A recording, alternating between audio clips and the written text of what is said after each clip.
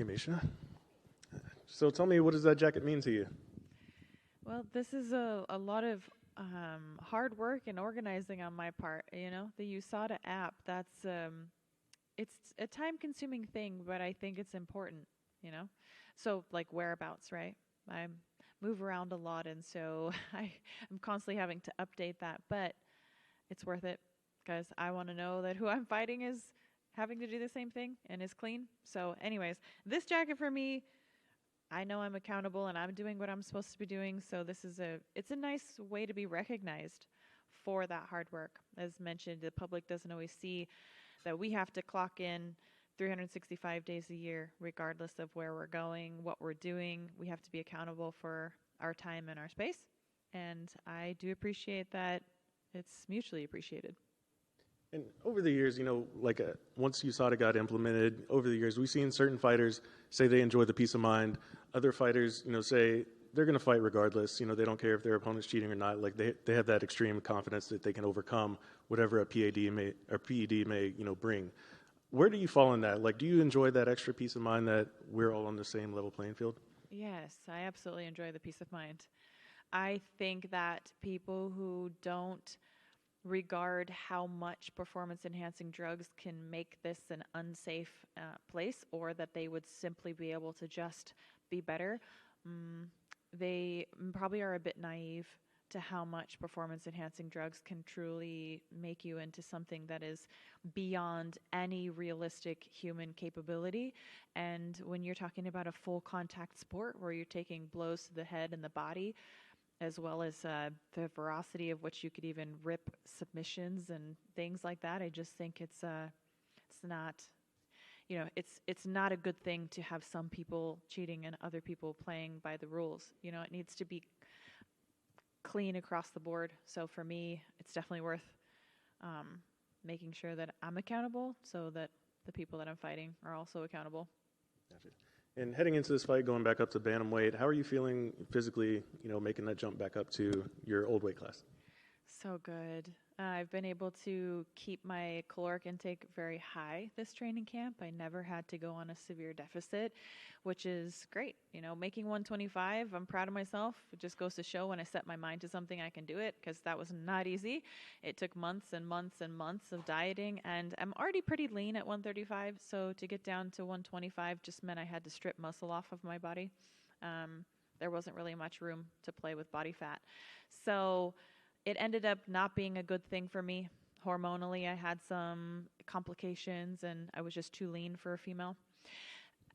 So I think 135 is where it's at. I may not be the biggest 135-pound female out there, but I don't think that I need to be the biggest to be the best. I feel good and I know what I'm capable of when I feel good. Physically is out of the way, but let's talk a little bit about mentally where you're at right now, because coming off of 2 losses, throughout your career, you've never lost 3 in a row. So where's the confidence level coming into this fight against Julia? Very confident. I feel very, very good. So, look, 125 was an experiment. I know that on my record it says, yes, that I lost that fight, and I did lose that fight, but it was an experiment, and it wasn't the right decision for me. So I kind of really look at my career as a 135er and just say, look, 125, well, it was an error. I wouldn't know how I would do there unless I tried it, and I did it. I didn't like it. So back to 135. And since my return, I've had one very dominant win and finish. And I had a very close decision in my second fight back again for 5 rounds in a main event against a top 5 ranked fighter after 5 years of not doing anything. I think if that doesn't speak to volumes of how close I am to still being one of the best in the world, then maybe people are being a bit short-sighted at just looking at a piece of paper.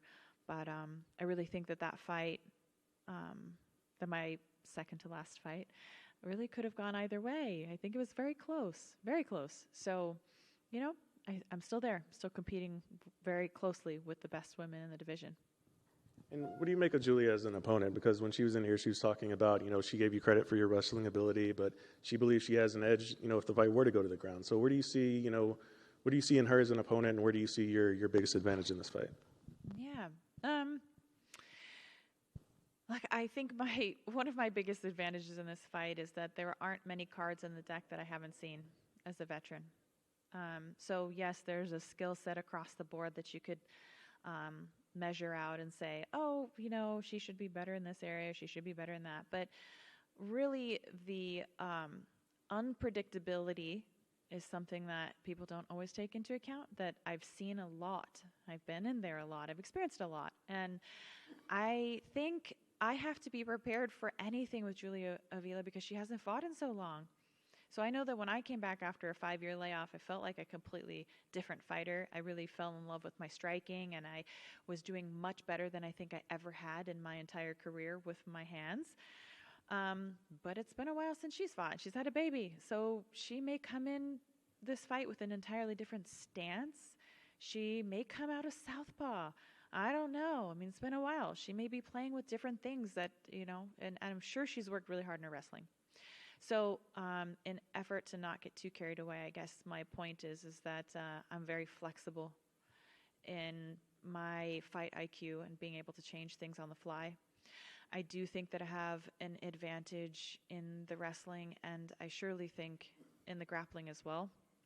And I think on the feet, we're probably pretty even, I think that we can trade, we can both take punches, and we're both aggressive on the feet. So I think that's anybody's. I think I'll be fine there. I'm not going to shy away from that area, but I do think I have clear advantages in this fight.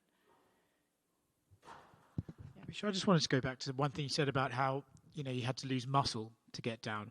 We hear that sometimes in MMA where like Kayla Harrison or Chris Cyborg, they're bigger women, so everyone goes, well, if they just lost muscle, then they could make the lower weight. But do people not realize how difficult it is to actually shed muscle like that? They must not. I don't think that most people realize how difficult any of this is. Most people can't even stick to a normal diet. They say, oh, I want to lose some, I want to lose weight, and they're not even, willing or able to do that. So I think for an athlete to shave muscle off of their body it's difficult. Yeah, and it feels terrible, actually. It's kind of, it's like this burning feeling in your body. I don't know how to explain it, but it's like your muscle just being liquefied. It's not a very nice feeling. So, yeah, easier said than done. And I also think that when you're losing muscle, you're also losing even more body fat, which, again, there's a point where it's not healthy for anybody, but the women's body's a little different in that sense too, like a little bit more, I think, body fat to be able to feel and thrive at our best.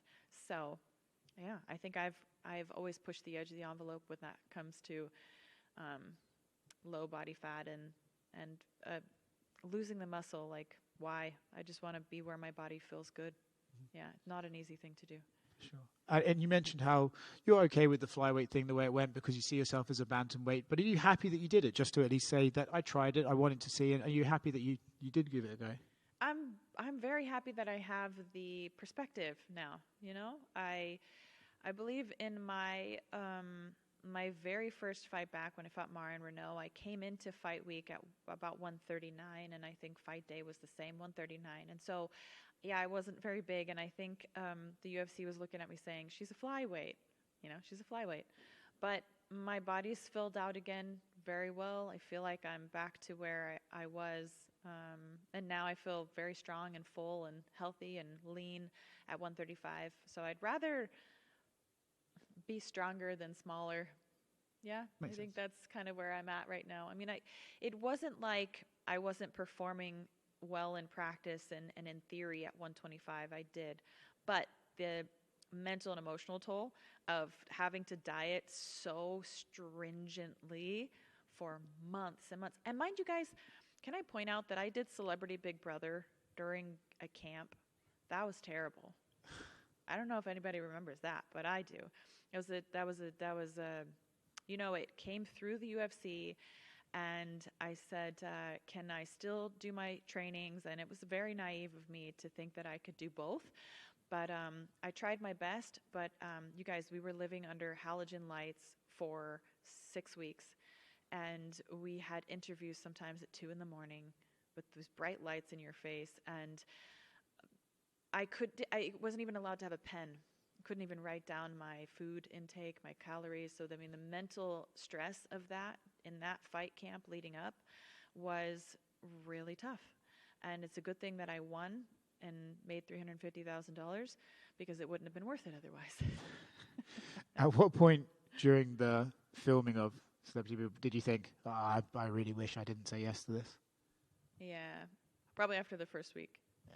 Yeah, the first week wasn't so bad. I still was trying to stay on my sleep rhythm. I woke up early in the mornings. But when I thought we had outdoor access, we had outdoor access some of the days, and it was still under a plastic tarp. So actually no real vitamin D, which I'm very big on, getting out and getting straight UV rays to the skin and making vitamin D. We were under a kind of those milky clear tarps.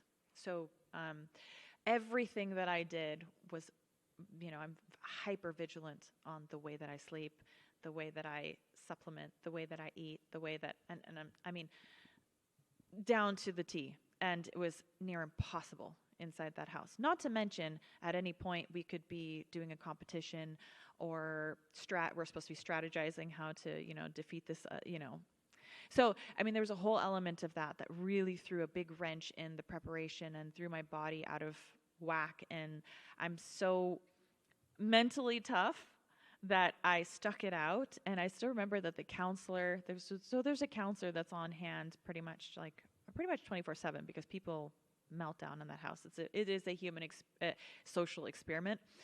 We felt like little lab rats, but I was the only one who did not speak to the counselor the entire time. I am just an internalization machine. So I was internalizing a lot, and that was really tough.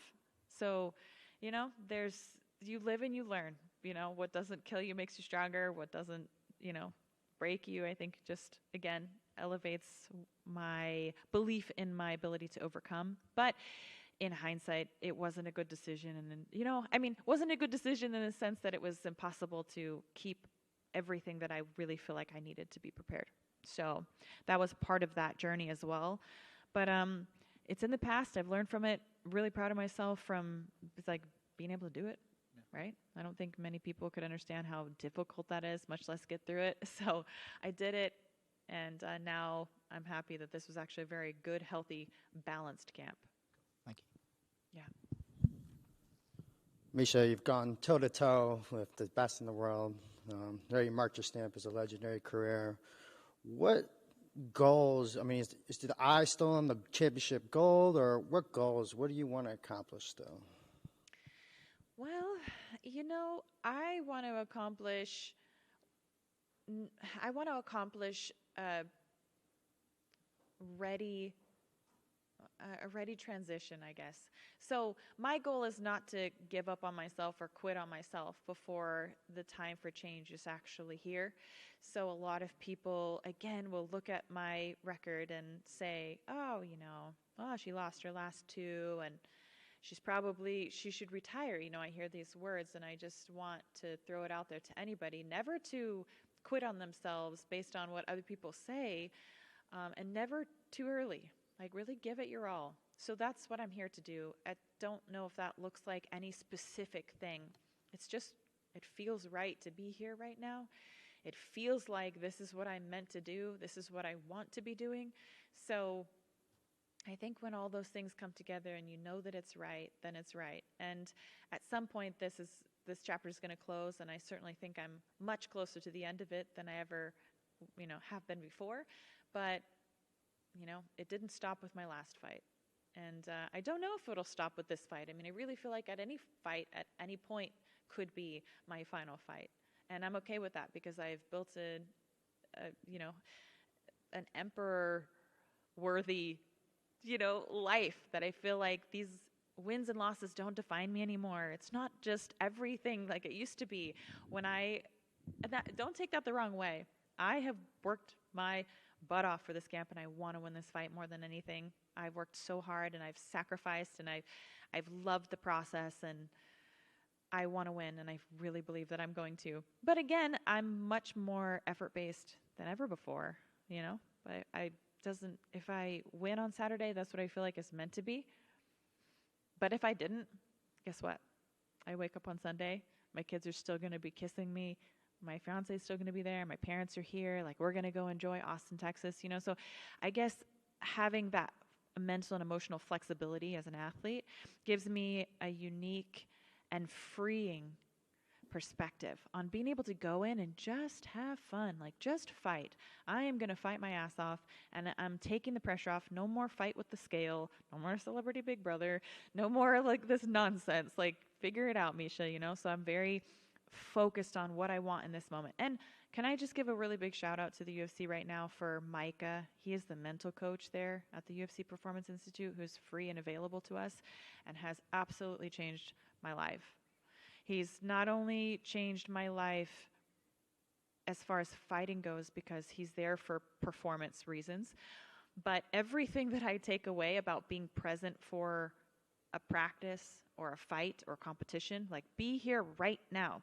So we've all got laptops and computers and all these things, the demands we're meeting all day long. So our minds are racing all day. And it's like, how do we just get present with what we want out of this moment and not be where we were yesterday or what we need to do in 5 minutes, 10 minutes, and tomorrow? You know, and that's difficult as a parent to not have our mind. Like, for me, I have 2 small kids, 5 and 3.